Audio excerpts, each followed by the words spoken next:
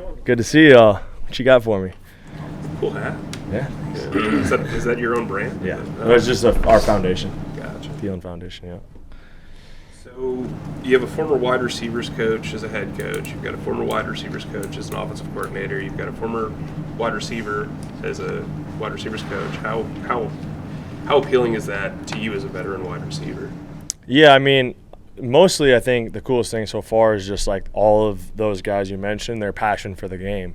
You can just feel it in meetings. You can feel it on the field that they just love the game of football. They love to coach it. They love to see it, be around it, and that stuff just kind of just goes through the team, the receiver room, the quarterback room. You can just, when people love ball, it just instantly makes your mood. You know, everyone just is enjoying being at work. So yeah, I mean, there's definitely cool things. They're all kind of trying to, help you out and figure out ways to help us as a group get better, and I'm all for that.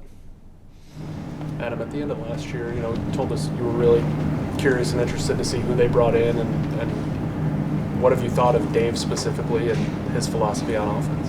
Yeah, well, I think happy to be here again, just because of the moves that they made and the people they brought in here.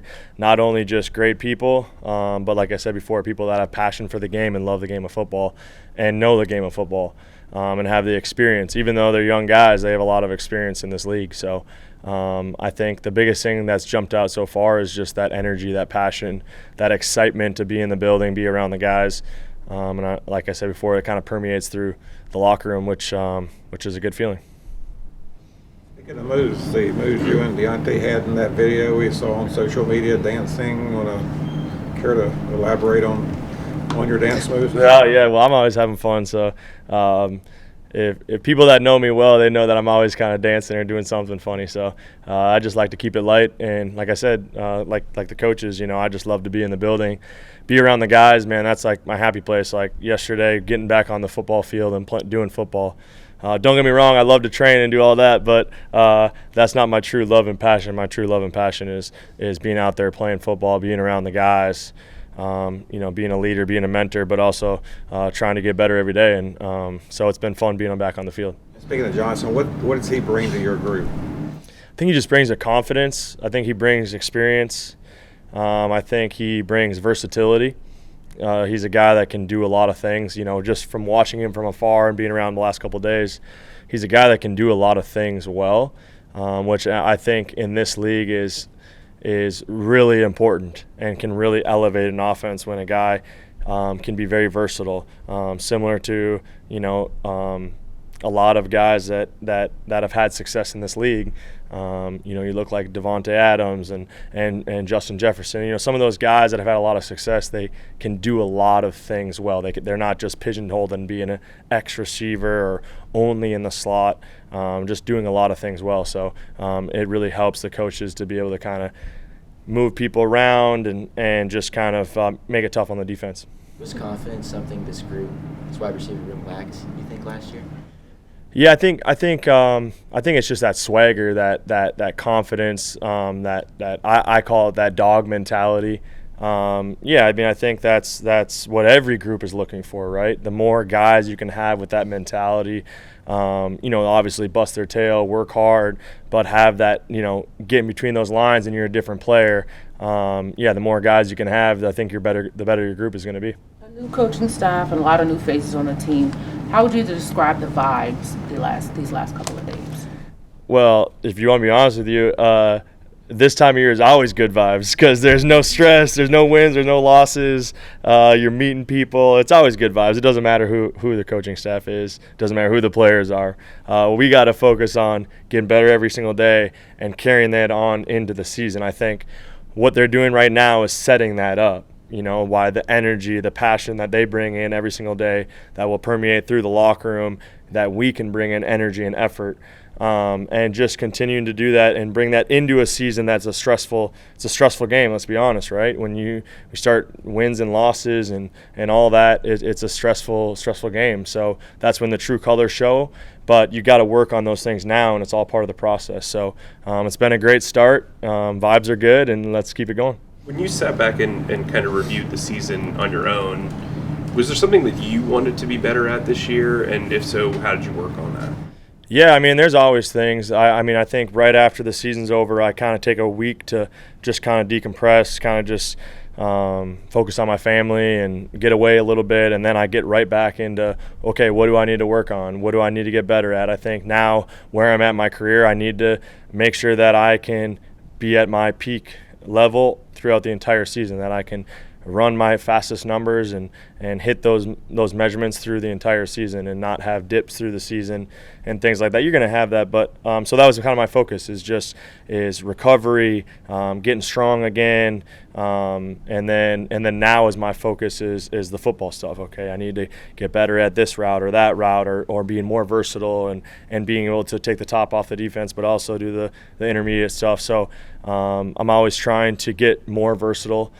Because I think it's so important. I think it helps the coach. It makes it easier on the coaches and your teammates.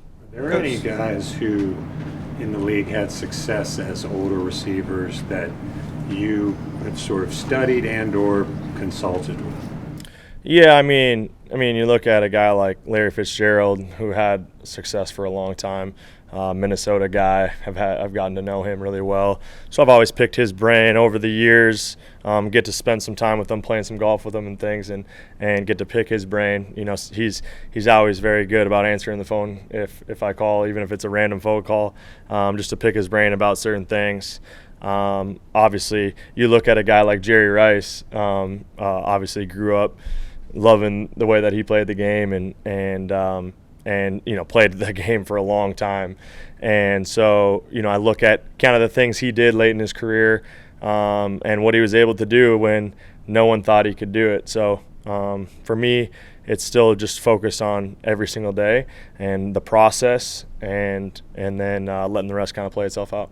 Coach mentioned having conversations with individual players about learning about their self-awareness. And what's that say about him? And have you had that conversation, what that was like? Yeah, you know, I think he's very intentional with everything he does. I think he's very intentional with every conversation, with where he places himself in the building at certain times of the day. I think he's just very intentional.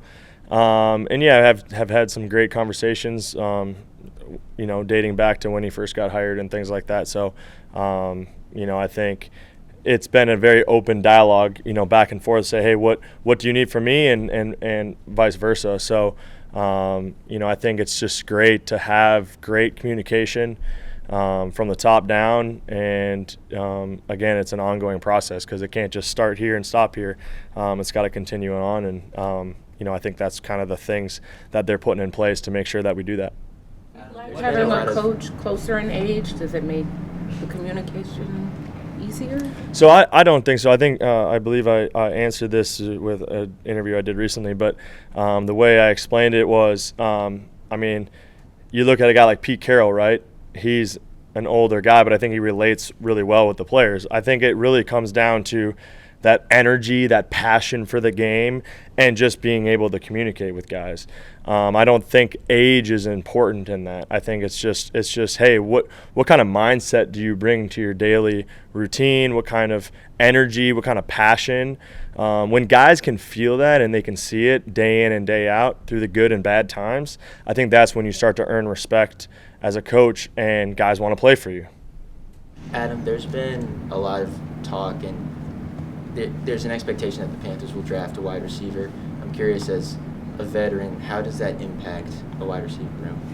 Yeah, well, I'll put it this way. You know, I've been around the league long enough to that you realize, or to understand, that you don't count numbers, you don't worry about what the team's going to do. You just completely focus on the process, and that's what I'm continuing to do. I don't care what has happened in the past. You focus on the process, and you just focus on what you can do to get better, to help your team get better, and then you let the people that are really good at their job and are paid to go and evaluate and to draft, and you trust that they're going to do what's right to make this team better.